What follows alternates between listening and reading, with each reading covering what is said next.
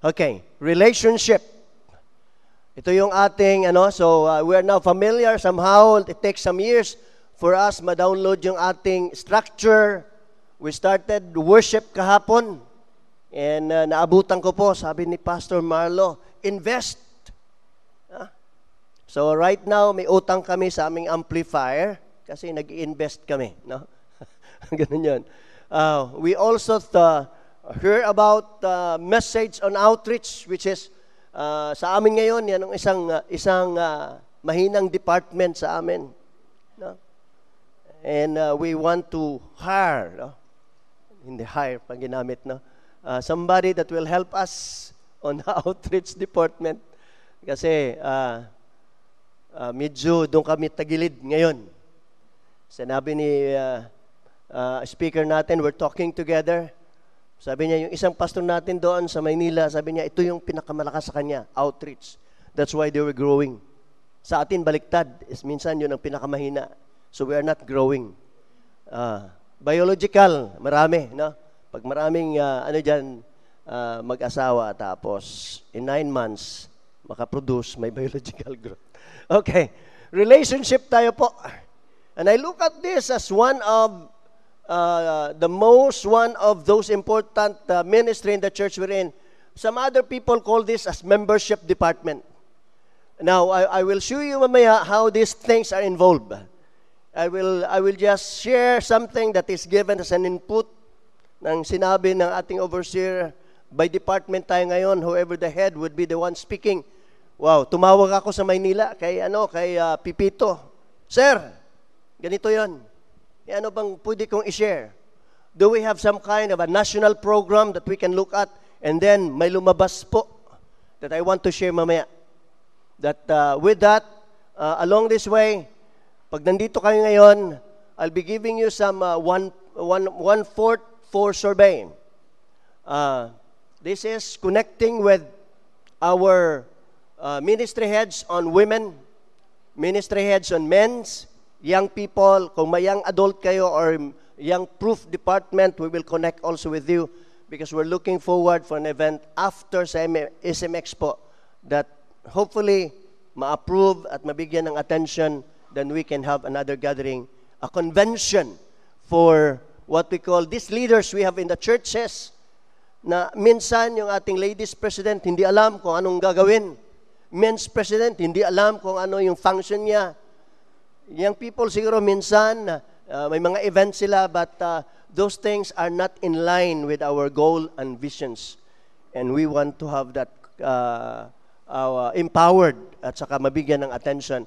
That's the heart ng ating Sabi niya, sir, I'm not a national, kasi ang may national figure lang po ay discipleship at saka worship. Relationship, saka outreach, wala pong national figure. So, but Pipito is so helpful, and sabi niya, we'll look on that. And I'm his counterpart here ngayon, sabi niya. So, we're looking forward for that. So, look at that right now. So, sabi niya, what will I share with the people? Importante po yun. And so he said, Pastor, you can share on this. Yung basic principles ng relationship. Relationship principles of Jesus Christ, where we can find what we call success. The significance of this will bring success to us. Okay. So, ito yung ating titingnan, and we will have some scriptures that we will look at. We will tackle right here yung sinasabi na how did Jesus relate to the people? Yan ang first thing that we need to know. Paano ba siya nakirelate? Paano siya nakipagrelasyon sa mga tao? First, to His disciples. Second, to the thousands of people who followed Him. Yan ang ating tinitingnan. Okay. Now, along this way, I've been thinking, para sa mga pastors po, do you have two types of people in the church? Ordinary members at saka workers. Alam nyo ba, minsan, na may tayo dyan? Sa mga workers, sometimes we are tough. Sinong pastor dito, pinsan, na pinapagsabihan, ano ba yung sa Tagalog? Excuse me. Yung atong mas kasabaan usahay ang atong mga workers because they are workers. We relate to them in another level. Okay. Note that with Jesus. Minsan yung mga disciples niya, pinagsabihan niya kasi they are their disciples. But look at His relationship with the people. Sa mga tao po, we're so nice. Bisag makasayop, okay lang yan, di ba? I hope you understand me here. But because with our workers, sometimes we are tough because they are the one leading in our churches. We are tough on the time. Kung si Pastor Marlo pa, 30 minutes before the time, nandun na yung music team kasi they are workers of the church. Pero yung membro na to, bisag late, uy, Brad, salamat, kinaabot ka, bisag benediction na. Okay. We are so nice to them. Kaya na-remember ko yung isang member na magpa-dedicate. Sabi niya, Pastor, magpa-dedicate ko karong Domingo sa akong anak. Malapit yung bahay sa church. Sige mo niya, ito sigurado, malilate ito. So at the time of offering, di pa kanta niya ang doxology. Di pa pwede man yung kantahin yung doxology after taking the offering.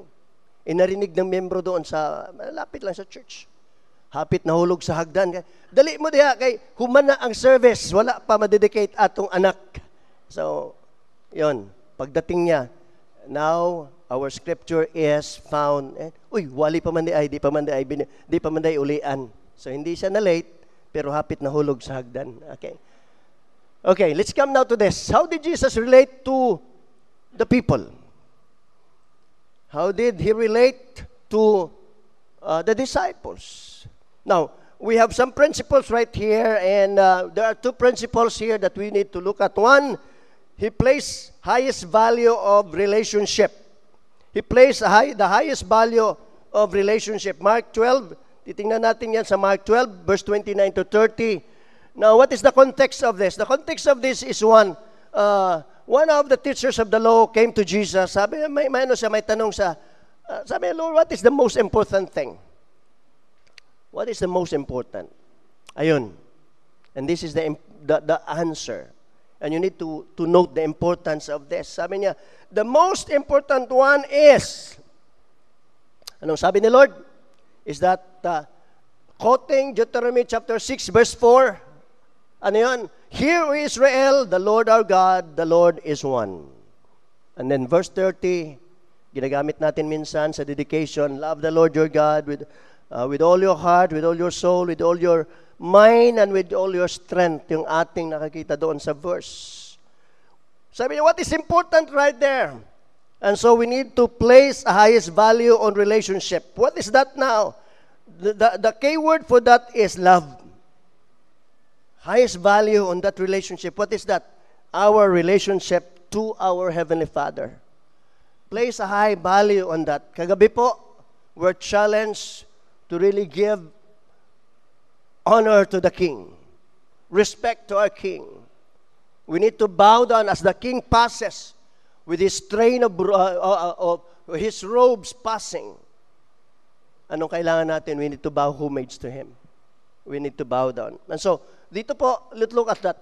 How we can place highest value on that. How do we relate to Him? One is that love Him with all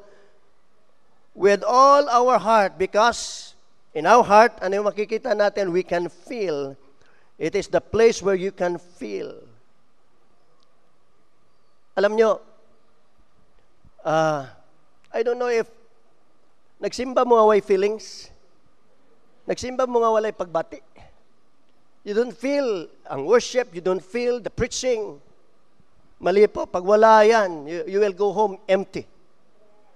But I want to tell you, it is something that we need to observe with ourselves. Pag hindi mo na-feel yung love, yung ecstasy of relationship, wala po. So love Him with that kind of love na may feelings, kasi love, when we love Him with all our hearts, it's there that we can feel His touch. Then, next is that love Him with all your soul, because soul is where you can decide. Okay. Anyway, it's one part. If you're studying the soul is 3 parts.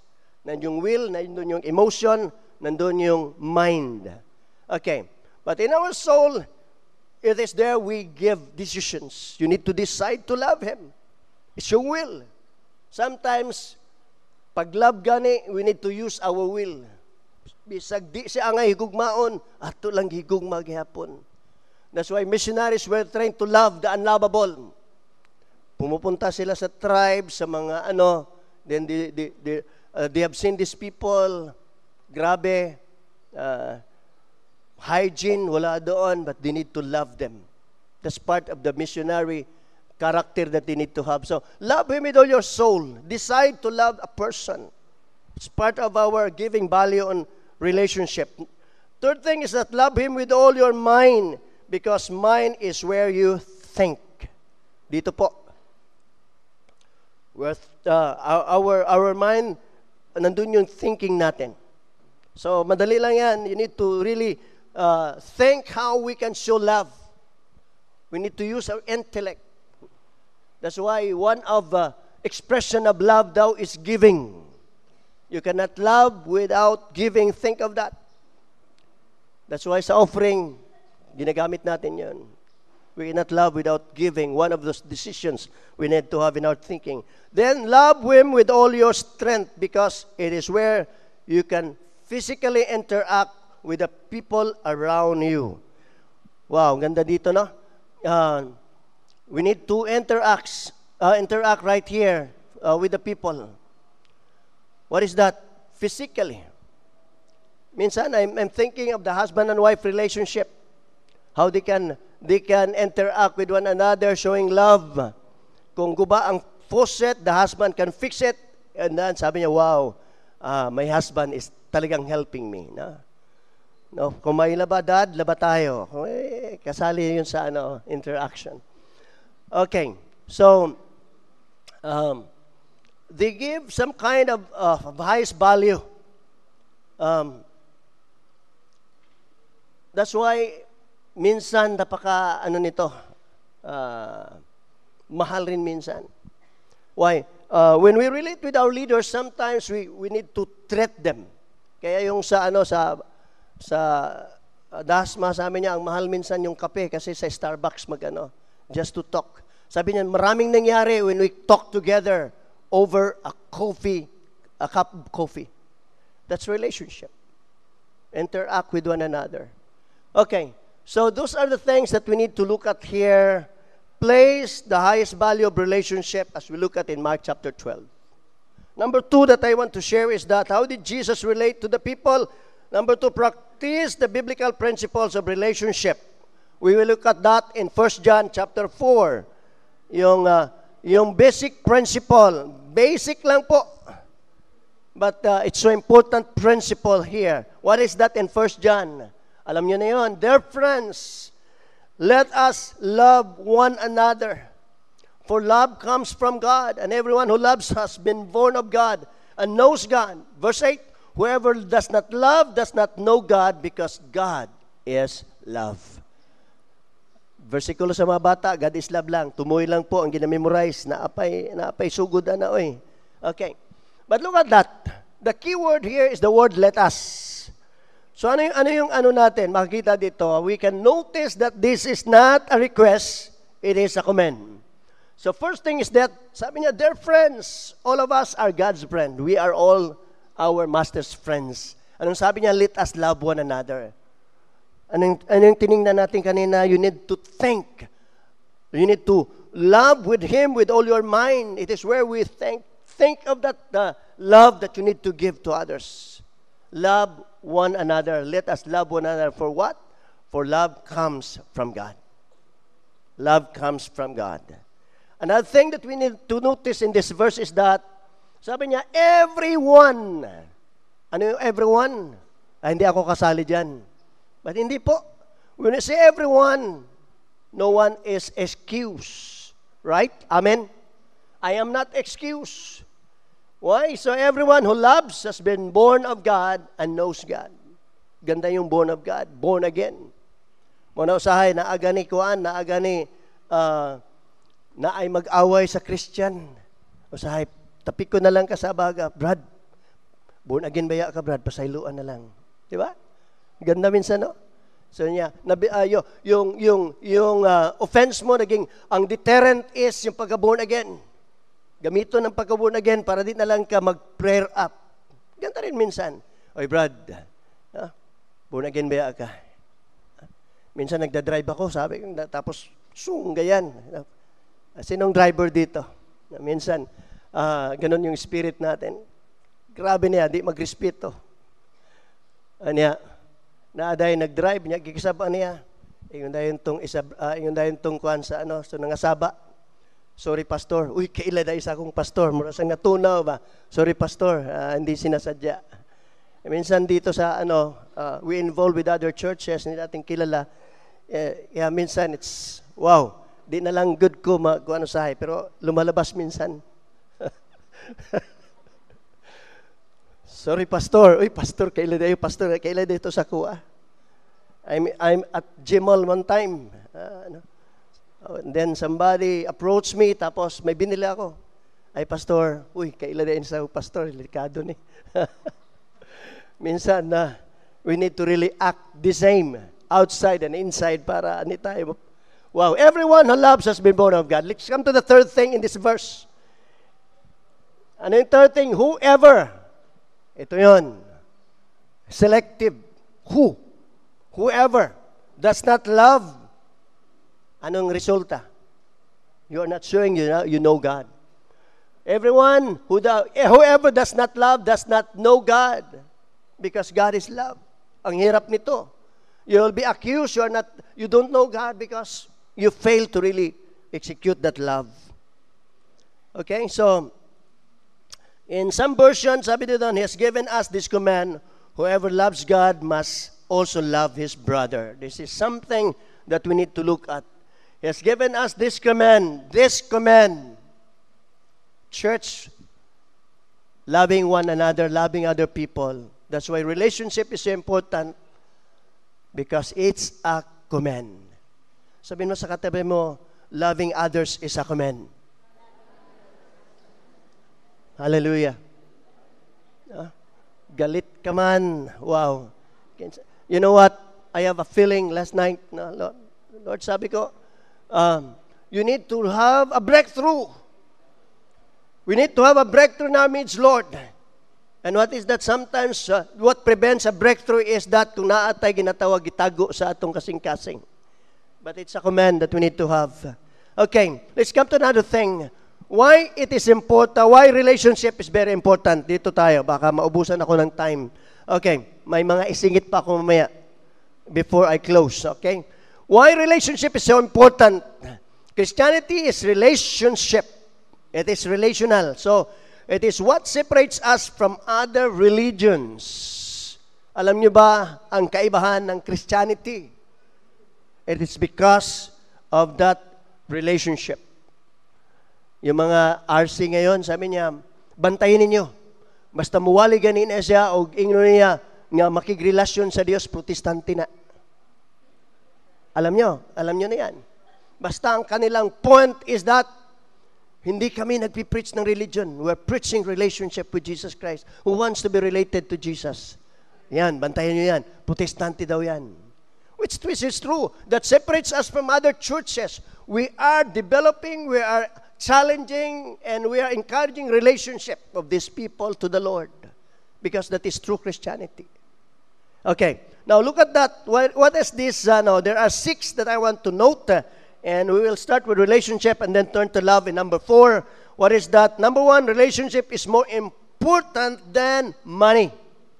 Matthew 6:24 to 33 is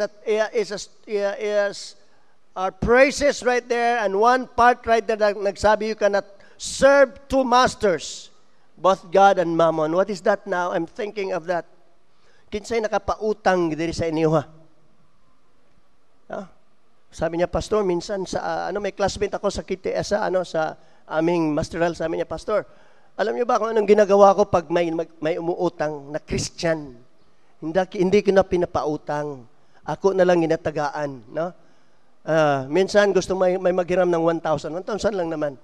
Sabi niya, sister, I have 300 here. Okay? Bigay kong 100 sa iyo. sa akin yung 100 na pamasahe, ito yung sa anak ko 100. Huwag mo nang isipin utang yan. Why? Alam nyo ba, relationship are broken because of money matters, and part of that are utang. And so, sometimes, para di na lang maguba ang atong relasyon, hindi ka na lang naniningil. Pero gabagot-but mo kasing-kasing, kay wa nagbayad. So, ayaw na lang na singla, kay Christian man na, pero ayun.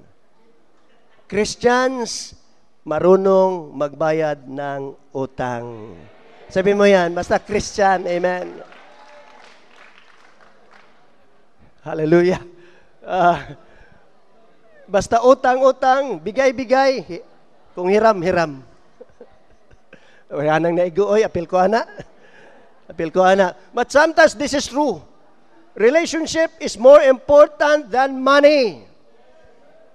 Kaya minsan, bahala na lang. Okay, Brad, bisag may utang pa ka. No? I've been in a church, hindi ko lang sabihin, no? I've been a pastor of that. Ang among offering, ito, bawal to ha. Ang among offering, hulamon usahay. Kinsay mga pastor, gini ilang, church clerk, nandito ba? Tapos yung offering, hihiramin. Wow. May problema kayong ganyan? Okay, bahala na kayo. Pag may problema kayo dyan, sometimes it is wrong to let the money of the church to be may mga instruction na yan, but sometimes it is where, pastor, may magpa-hospital, so wag kuha ag kwarta. The money of the church, sometimes the clerk decides to give. Iba na yung pag-usapan natin. Number 2 dito. Let's come to number 2. Basta magdugay ta sa kwarta.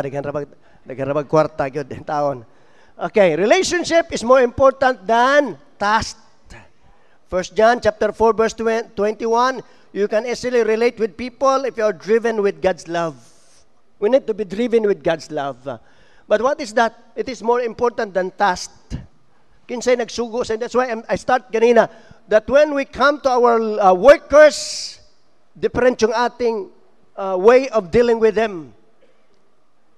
Sometimes you give a work. No? Nya, ang work, dili matrabaho. Kung workers mo minsan, pinapagsabihan mo. Pero og miyembro gani, okay na lang. Bisag ang trabaho, wa na trabaho. No? Sige lang, okay lang. But I want to tell you, we need to be driven with this, with God's love, so that we can easily relate with people. If we are driven with this, sabi ng Bible, we can easily relate because what drives us is love. Okay. So, isa yun sa ating tinitingnan. So, whoever loves God must love each other. That's the command doon sa verse. Bless God. Number 3, relationship is more important than a command. John 13:34. Ano yun? You can hardly command an emotion, but you can easily command an action. What is this? Sabi ko, have you heard that? We are told sometimes you need to love your pastor, which is true naman, you need to love your pastor. Members, you need to love your pastors.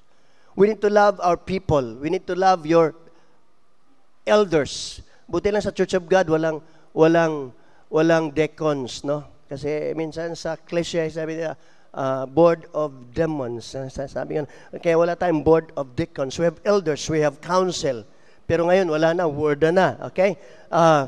So, malayo na po sa ano yan. But we need to look at here, it is more than a command. You cannot command an emotion. We need to come again, yung ating sinasabi kanina sa that we need to love the Lord with all our mind, with all our strength. So, anong kailangan dito? No? That's why arranged marriages today are not working. Pero may ibang alternate. Tawag nila internet marriages. Wala na yung arranged marriages. Pero meron tayong ibang ngayon. Now look at that. Okay. So these are relationship. We need to look at this. May dito, this is from Dasman. Ito yung sinabi nila, a survey with regards to about dropouts in churches. This is in US. So, hindi ito Pinoy. Why did you leave your church? There are 400 respondents yata were asked. 75% of them told us nag-survey, I did not feel cared whether I was there or not. Wow. Kaya sabihin ko maya, one part ng ating relationship department is the ushering department. Nandun yun, ilalim po yan ng relationship. And if people will not feel that they are present, even pumunta sa church niyo, wow, you can easily lose them. Yan ang aming we want to strengthen today. Last November, nalipat kami po malapit sa mall. So kung pupunta kayo sa mall, kita niyo yung Church of God, that's our church. And what happened right there is that every Sunday, may mga walk-ins kami. Those walk-ins needs to be recognized and need to feel that they are given attention. And so, ang problema namin, mahina pa yung aming ushering department. And so, we're praying for us that we can have some strength on that. So, people said they feel that they feel na hindi sila napansin. 25%, itong sinabi, did not feel that they belong to a church family. Sila mismo, they observe na they don't belong, parang hindi man sila pamilya ng Diyos. That means within it is observed. Now, I want you to look at this, how this relate to you now in your church. How strong are the departments we have, even yung ushering departments. That's why ISM, sabi ng noon, ang ISM, wala ng church ministries that is accepted sa ISM. Hindi naman pwede kasi most people right there is INC. So, but one reason, sabi nila noon, is that kasi pag Christian dito na church sa ISM, from entrance daw may usher. Minsan gustong mag-shopping, di na lang ka-shopping, kay mo ato na sa church tungod sa usher. So mo nang wa na ikuan dito. Wala na But that can be something. Now, this is from Maxwell. What is that? People don't care how much you know until they know how much you care. Many of us have learned this one already. Tagal na yan, sinabi ni Maxwell. But sometimes, I don't know if we can relate to this. People don't care how much you know. Doctorate ka man, nakatapos ka man ng PhD, ano ba yun? TTH, Tuesday, Thursday. Katapos ka man nun, they don't care. But what they care is how much you care for them. You know, we have one testimony with this. One time, nag-visit kami, no? And then that's, yung anak nila, siya, Pastor, hilak man na si mama, wala mi bugas. Wow. Minsan, children, you cannot prevent the children. They are so truthful. Wala pa kaming sasakyan noon. So, namamasahe lang. So, sabi namin, okay, pinilit namin, we have 200 pesos here, yung 100 pamasahe namin, yung 100 we need to give. And you know what? It's only 100 pesos. But this person now is one of our strongest worker in the church because of that 100. Pastors, can we empty our pocket and just care for these people? People don't care how much you know until they know how much you care. May this word of Maxwell will give us the strength to really love people. Now let's come to the fourth importance, which is now on love.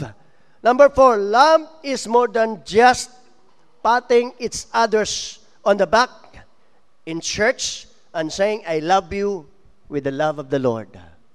Wow. More than just, brother, I love you. Usahay, sa RC, sa simbahan, naasay makaadto ko kay gi-invite ninong, no? Ano yung tawag nila? Ayun. Ano yung tawag? Galing doon, lingi sa wala, lingi sa to, show your, But, ganun sa kanila, sa atin naman minsan, I love you with the love of the Lord, but sometimes not real. Naapay nang umusta usahay, ang ilang, nakalingiw daw, it's always said to us.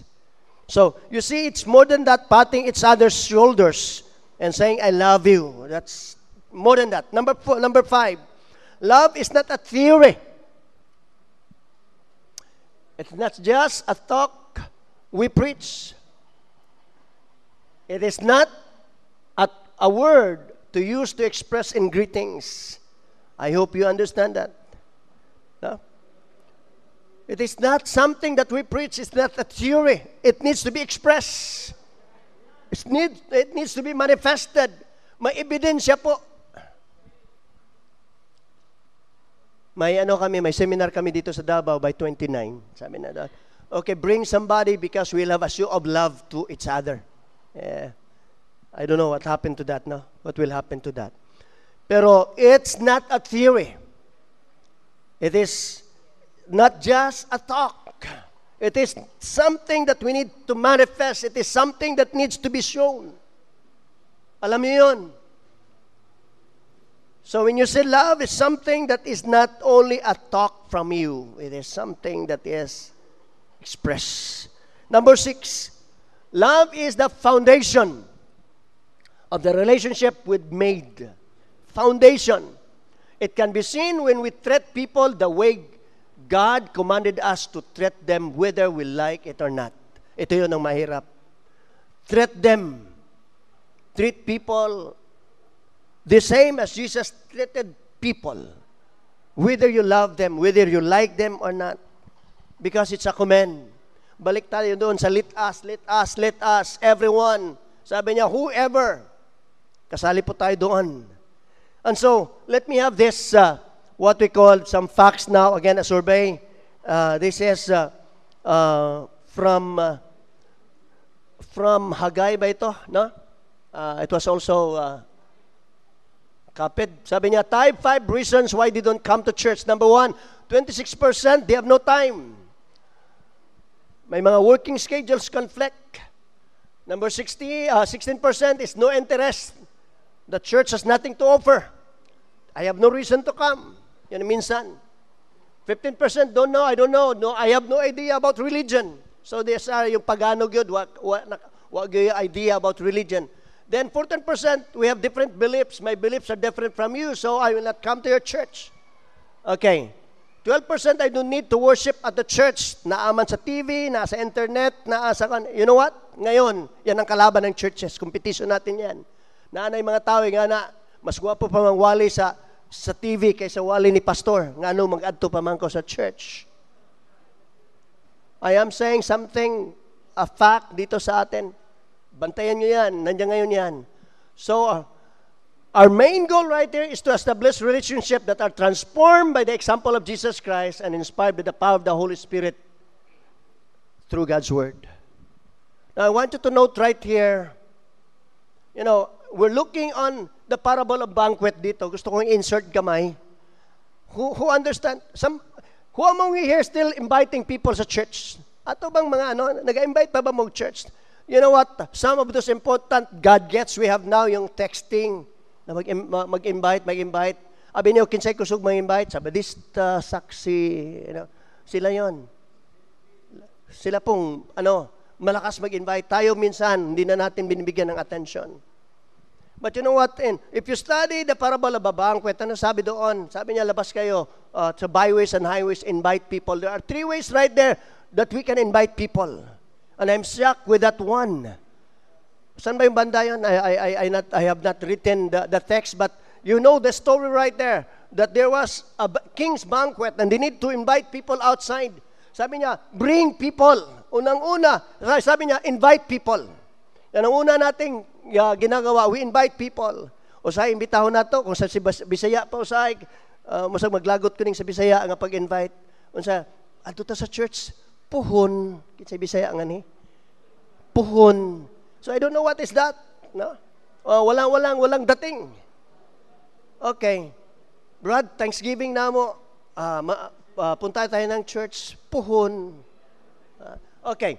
Now, bring people. Sabi niya, invite people. I'm talking of the parable of banquet. Number 2, sabi niya, bring people. What is bring people? Sunduin mo. No? Dadagyud. No? Kanang tagaan mo, pamasahe. Bring people. That means that's another level of inviting people. Pero may ikatulo. Anong word sa ikatulo? Compel them. Kasabot mo sa compel. Sa Bisaya, pugsa. Wow. I'm shocked when I look at that. Why we are on the king's business, we need to know the word, we need to listen to the gospel. That when we really compel them to come, but there is number 4. Number 4 to that, invite, bring, compel. But number 4, give them reason why they need to come. Give them reason that why they need to come. Okay, ato ta Brad kay ngano man, naikaon mo nang puno ang atong simbahan basta Thanksgiving. Reason to come, naikaon.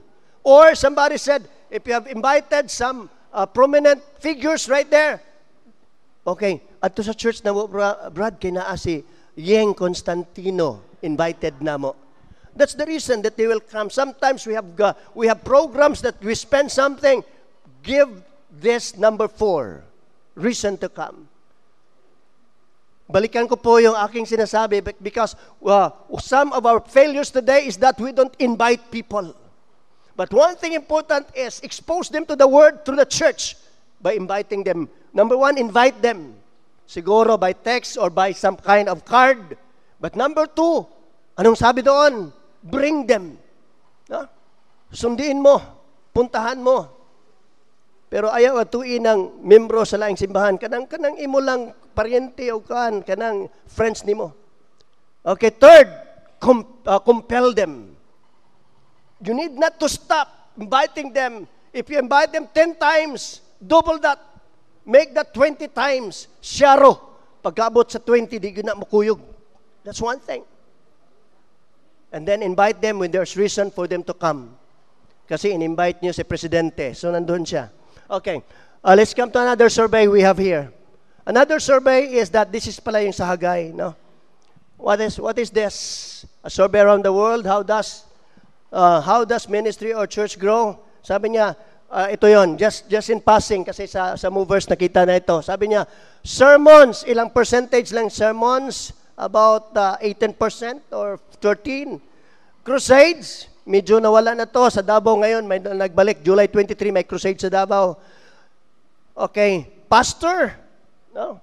A few percentage. Media, o sa mag-TV pa ka sa imo or sa, yung cable. But that's a few percentage. Saan ang mas mataas na percentage for people that are invited to church?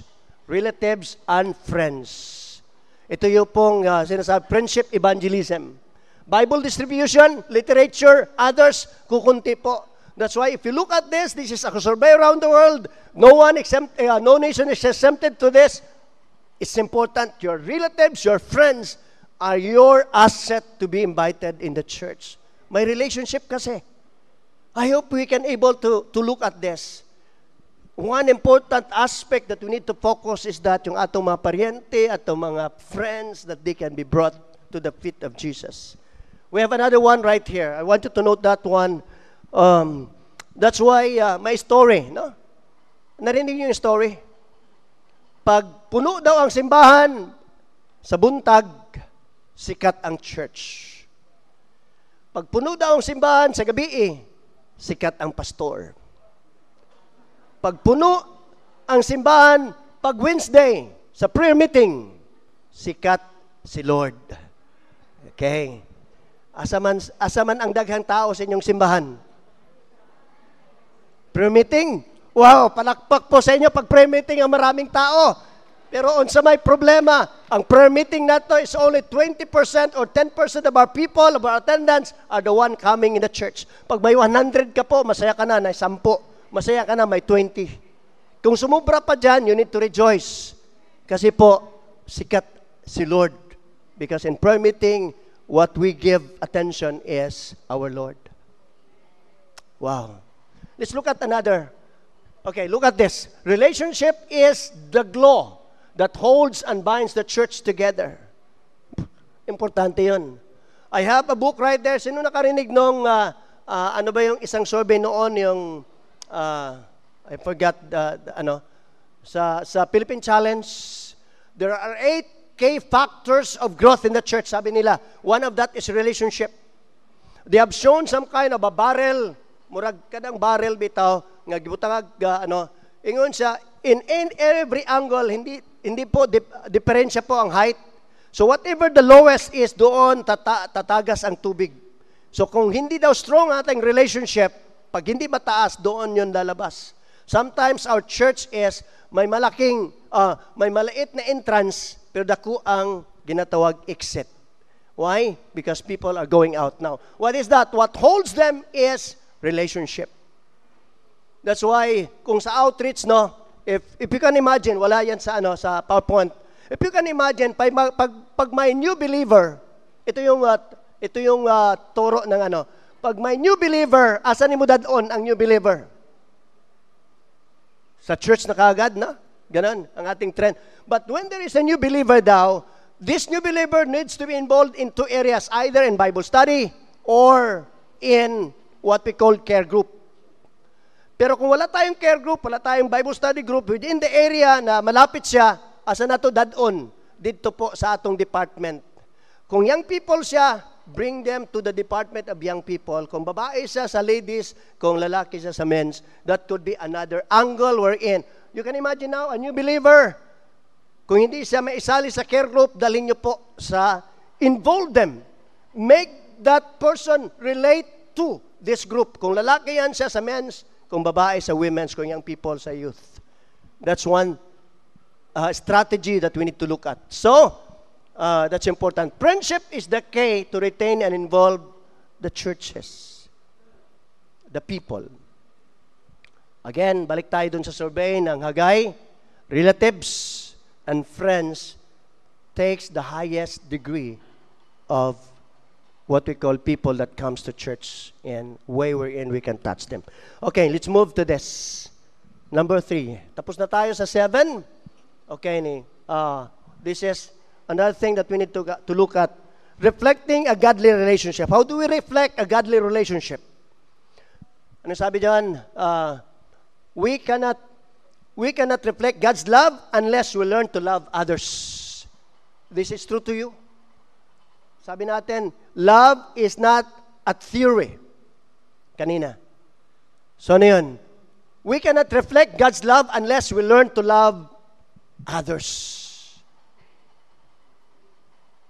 You understand this one? How can you give love if you don't have that love in your heart? You can only give what you have. So, if you don't have the love of God in your heart, paano po yun isi-share sa others? So, you can only reflect God's love when you learn that love is in your heart and you can give it to others. 1 Corinthians 13, there are 7, what we call 7 effective do's and don'ts in building good relationship. Let us look that in passing lang. What are the do's right there? Be patient. Be kind. Rejoice in the truth. Protect. Trust. Hope. Persevere. Nandyan sa verse yan po. Yun ang ating gagawin to build good relationship. You need to be patient, kind. You rejoice in the truth kasi they express themselves, protect them, trust, hope. But there are don'ts also here. The negatives, what are those things in negative right here? Don't envy. Don't boast. Don't be proud. Don't be rude. Don't be self-seeking. Don't be easily angered. Number 7, don't keep record of wrongs or evil. Kinsay may diary sa ilang kalaban. Kinsay may diary sa ilang gikasukan. Galit ako ngayon, kay so-and-so. Yung may mga diary. Okay, so, you see right there, we cannot reflect God's love unless we learn to love others. Reciprocity. So, reciprocity, the principle of reciprocity. Love, reciprocate love. Love begets love. Okay? So, again, love never fails. Yan ang ating nakikita. Pero, you take the N and you take the F, what will happen? Love ever else. If you take it out. I hope you understand that one. Let me come to another thing. Okay, how to continually connect with people? Yan ang ating focus ngayon. And we will come to some issues practically this morning. Sinong nakakita og magnet? Wow, wala siguro. Kita gyud tatanan og magnet, no? What is the principle of magnetism? What is the law? No? Negative, positive attracts each other. Okay. Now, to connect is how you are attracted. May attraction po. I hope ang atong churches, ang atong mga Christians, ang atong mga igsuon are, there's some kind of attraction. And what is our attraction right here? Our character is attracted whether it is north or south. Character. Our attitude is attracted whether it is positive or negative. Character, attitude. That's our, kung may two sides po ang magnet. This is our two sides. Our character and our attitude. Hindi character. Naday nangulitaw sa dalaga. Unsa man na siya naanay sa character. Okay. Hindi yun. Unsay color sa iyang character. Hindi yun. Okay. So, there are 6 essential steps in connecting with people. Look at this now, kasi baka ma-short tayo ng time. There are 6 essential steps in connecting with people. Number 1, connect first with yourself. Ganda to, no? As you connect your life to God, have a positive attitude or self-image, then you will feel secure in connecting with people. Understand first yourself. And what is that? Connect yourself to God first. Because as you connect your life to God, having a positive attitude now, nakita nimo kung unsa ka before God, you are created in His image, in His likeness, Genesis 1:26. You are created according to the likeness and image of God. Then, what will happen to that? If you have that ginatawag self-esteem, you know yourself, then you can able to connect with people. Kaniadton, kung dili ka, very isolated ka na Christians, pagka born again nimo, you need to love people. I don't know if you love that. May mga tao kasi na hindi pa sila Christian, murag way labot silang isig katao. But I want to tell you, when you are born again, the next thing you need to note is that you need to love people, you need to connect with people kasi that will increase the kingdom of God. One of our goals is that we need to depopulate hell, but we need to populate heaven. And how can we do that if we will isolate ourselves? We need to connect with people. Before connecting with people, you need to connect yourself to God first. Ayuha ang imong kaugalingon sa Ginoo. Number 2, share with openness and sincerity. As a godly person, vulnerability or openness is an equalizer that can easily help other people to you or your level.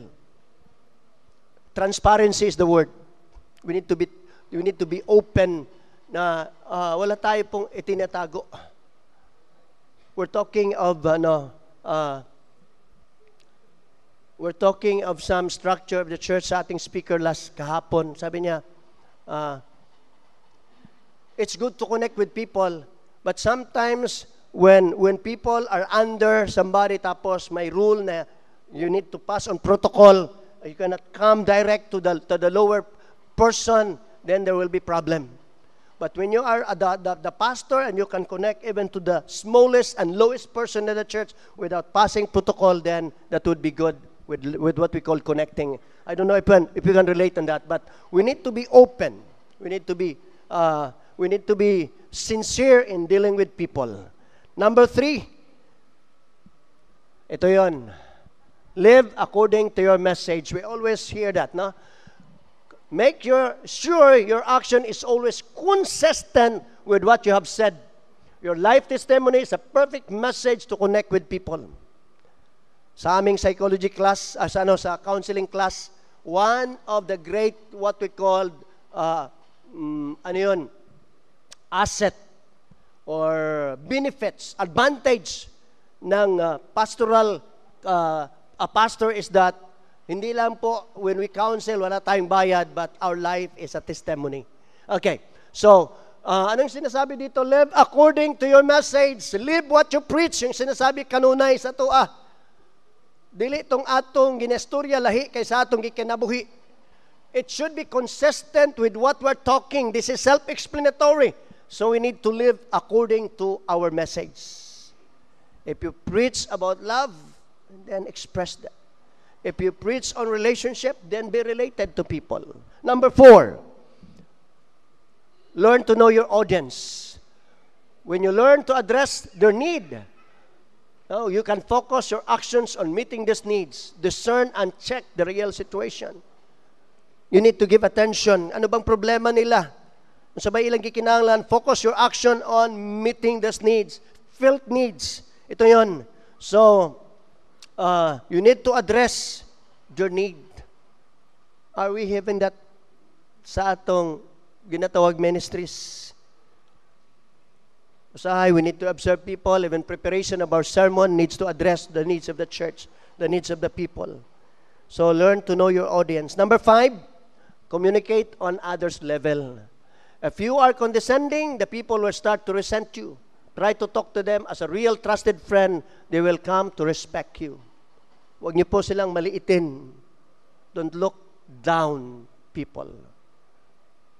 You need, allow them that they can able to trust you.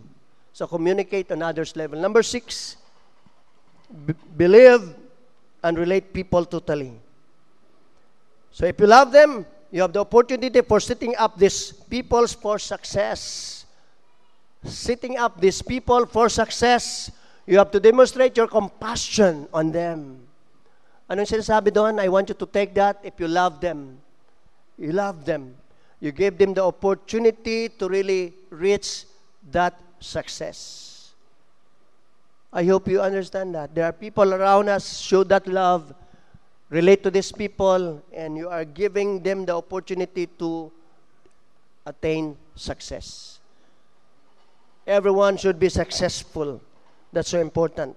Now, before I close, these are things that we need to understand. 1 Peter chapter 3, verse 8 to 9. There are 2 areas wherein we need to close today. What are the biblical bases here? Something that we need to apply in our life, basing from this verse, 1 Peter 3, 8 to 9. Finally, all of you, live in harmony with one another. Be sympathetic, love as brothers, be compassionate and humble. Do not repay evil with evil or insult with insult, but with blessings, because to this you are called, so that you may inherit a blessing. Okay. Yan, ang outline. Yun ang summary. Number 1, live in harmony with one another. You know, may verse ako dyan, Hebrews 12:14. Anybody who memorized Hebrews 12:14? Ano sabi ng Hebrews 12:14? Make every effort to live in peace with all men. For without this, you cannot see God. Make all effort. That's why, live in harmony with one another. Number 2, be sympathetic, be compassionate, be humble. Bumabalik-balik lang yung ating sinabi kanina. Do not repay evil with evil. That is in 1 Corinthians 13 kanina. Insult for insult. And then, anong utos sa atin? Be a blessing. Doon na ba natapos ang verse? Be a blessing. Tapos na. Hindi po. I want you to catch the verse. Be a blessing. Why? That you may inherit a blessings. Wow. Sabi mo daw sa katabi mo, blessings. Woo! Be a blessing. So that what? Ano sinabi ng verse? Catch that one. Minsan hindi, parang in passing lang. Be a blessing. Relate to people. Be a blessing to that person next to you. To be a blessing to the people in your church. Why? With that, anong sinabi? You will inherit a blessings. Wow. Mabigat yun. Ang sarap nun. Let that word magsalita sa atin ngayon. Be a blessings. Why? You will be inheriting blessings likewise. Now, I'd like to insert here before before we come to what we called, we will end about kay Peter. I will end two things here. I want to show you muna what is relationship department is all about. Hindi po yan yung ano muna, yung relationship department before. I will close on that. Three people, I will close on the three people who relate themselves with Christ. Three people that we can reflect. But we need to look at relationship department para lang sa ato ang mga pastor. And after that, pastors, I'm giving you one port lang po yun na survey, a form. I want you to put right there, three questions right there. Who is this person na men's president ninyo? Nahirapan kami sa men's department. Under kasi ang men's department sa relationship. And we want to survey presidents of ibutang nato sa atong database para naatay ko. Now this is relationship department. When you come to the office ng ating overseer, nakasulat po ito, but I want to highlight this to us. Sa relationship department po may goal tayo to make the people feel that we are one family in this church. Kaya may relationship department. Ano ang ating strategy? We have this, care. What do you mean by care? Number one, convey the love of God through church gatherings and care groups activities. Convey the love of God. Let them feel the love of God. Letter A, associate with new believers. These people have come to our church, kinahanglan sa relationship. Kaya sabi ko kanina, pag may new believer, kung hindi siya mabutang sa care group or Bible study group, ibutang dayon na siya dito sa men's department, kung lalaki siya, sa ladies, kung babae, sa young people. Relate them to this group kasi we need to associate with the new believers. Okay, letter R, revitalize those who are weak and in trouble through visitation. Kaya another department dito is visitation department. Ko ang pastor di lang mao nagabisita kung naa mo'y visitation committee, they're under relationship department. Then we have E. Ayaw nang lumabas. Okay. Sana yung E? Andiyan na. Okay, E. Establish strong bonding within the church that is centered in Christ and motivate each other to be involved in the ministry. Motivate each other. So, establish strong bonding. Relationship is actually bonding. Minsan nagmi-meeting kami, walang agenda. Sugba-sugba lang, kain-kain lang. Kaya minsan magastos. Pero okay lang because you are establishing strong bonding within the church. Okay. So what are the departments right there? Current ministries under this, there are visions and goals under this ministry. So men's department is under po ng relationship department. Ano ang kanyang strategy? Challenge the race. Okay, alam na nila yon. Sino pinakita doon sa No Man Left Behind. Okay. Ladies ministries, let's talk. May meaning yung talk. It's an acronym. I don't know kung makita natin mamaya. Youth ministry is that may next generation leaders, kaya impact. Sino nakasali sa impact doon sa DASMA? They have that one. Under pa ng relationship is the sports ministry. Sports ministry is e-ball. Okay. Isa doon is basketball and other sports. Meron tayong livelihood training, BBF. I forgot the meaning ng BBF. But they have their strategy yung peso sa pag-asenso. It is some kind of a foundation. Wala pa sa atin yun dito. But we have what we call ushering ministry, which needs to be strengthened in our churches. Visitation ministry, hindi lang po pastor sana ang nagbibisita. So part yan siya ng ating, it's a customer service when you visit people. Okay? Then, we have social activities, which is SALT. It is a ministry for transformation. Social activities for life transformation, SALT. Wala pa sa atin yan but they are already having that some programs. So, ito yung in passing lang, ito yung race. Okay? Move it, Pastor, para pakita natin yun ang meaning sa kanina sa challenge the race for the men. This is for the ladies. Talk, teachable heart, and and willing to grow, availability in the family time, loving inside out, and humility, then kindness to serve others with compassion. Talk. Sa youth naman, we have what we call impact, influencer of godly positive character, motivator and real, reaching out young people, passionate, sharing of God's love, then ability in creating good ideas to empower youth, then committed to serve and connect with others. Look at that. Trustworthy of their parents, to their parents and church leaders, and to do good. Amen. Young people should be trusted. Sports, able. Evangelism in the playground, then, sige po, believe in yourself, trust in God. You are a champion. Always experience your faith. Be strong in the Lord, living the Word. Then, legend. Have a winning attitude. You are a legend. Di lang si Jaworski ang legend. Okay. Then, BBF, nasulat pa yan. It's a livelihood ministry, progressiveness, integrity, stewardship, optimistic. Let's pray na darating sa atin tong mga program na to that we can able to relate. Amen. Now I come to, in closing, let me come to the three persons. Come now, this is now my message. In 5 minutes, I want to give that. You know, there are many people who relate with Jesus. But I want to give you three people here related to the Lord and what happened to them. We have one person here, the rich young man. You understand this person? You know this in the book of Mark.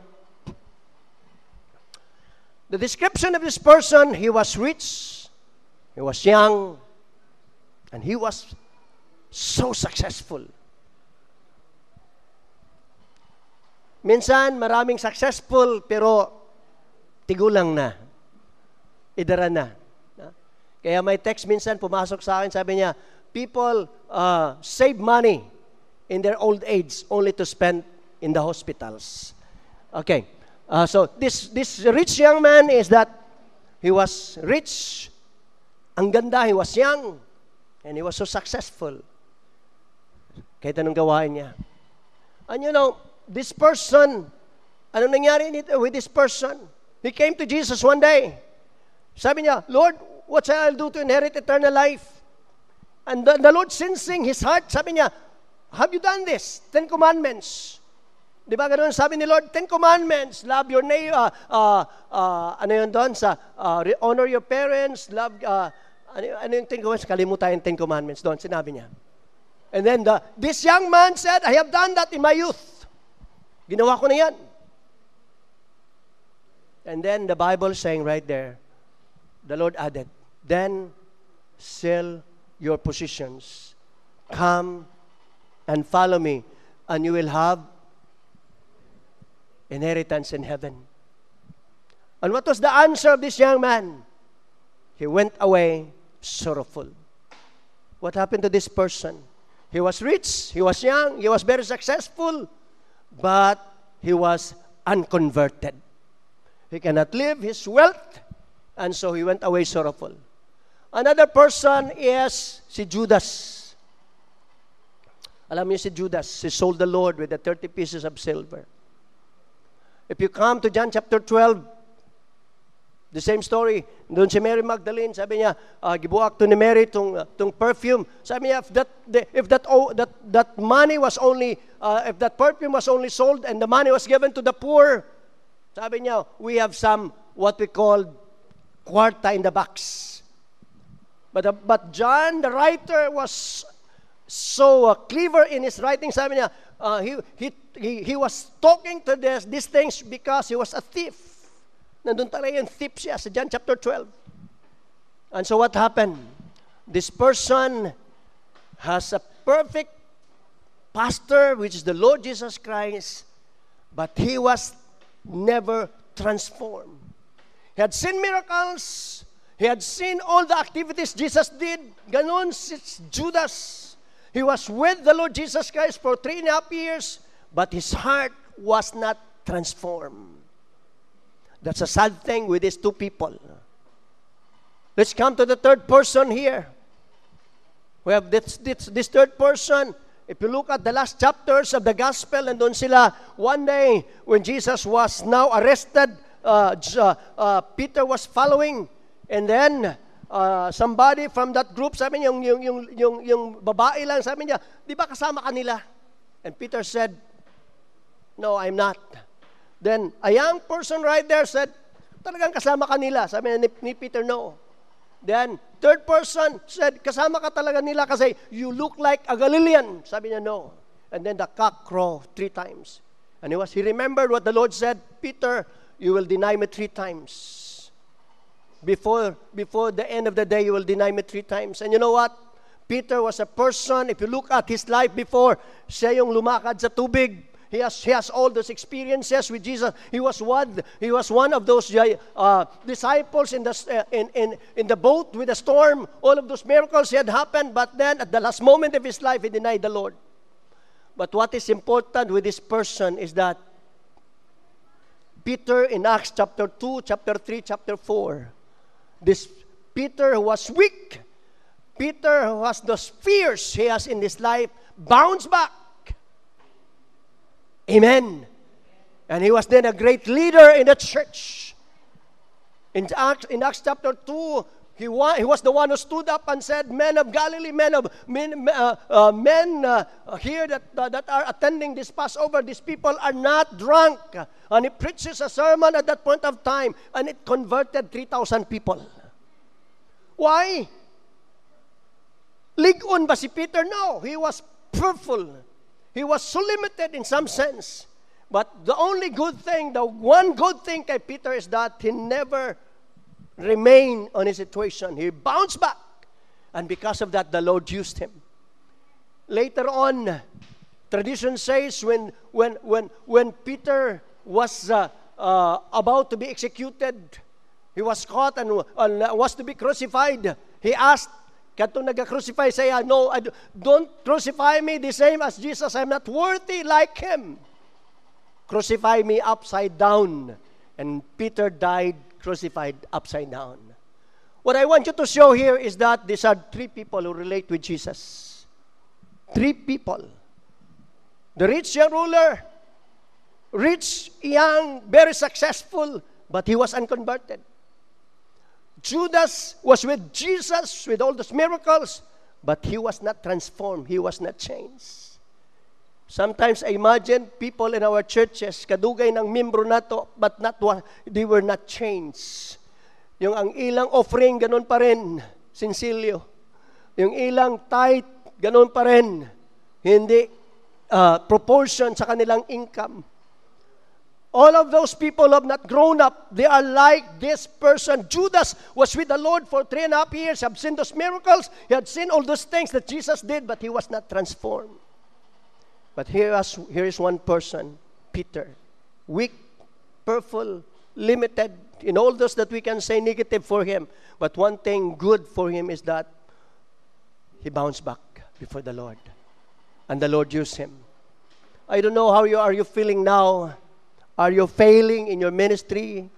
Nagpastor ka, mo ragyapong membro dugay na, I want you to bounce back. I want you to look at that. Peter bounced back before God. And you know what happened? And let me close with this. What is the measure of true shepherding? In John chapter 21, this was the story of Peter right there. Peter here was given what we call a command by the Lord. You know the story right here that he was approached by our Lord, Peter, do you love me? And then the Lord said, and Peter said, yes, I love you. Then he said, feed my lambs. Again, the Lord asked again Simon, Simon, do you love me?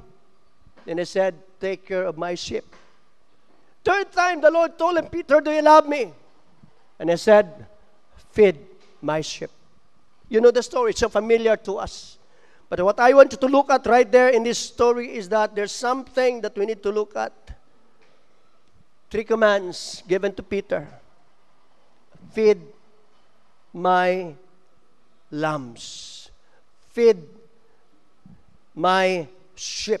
You take care of my ship. But I want you to look at what the word take care is right here. Build a relationship. Peter built a relationship with his people. Take care of my ship.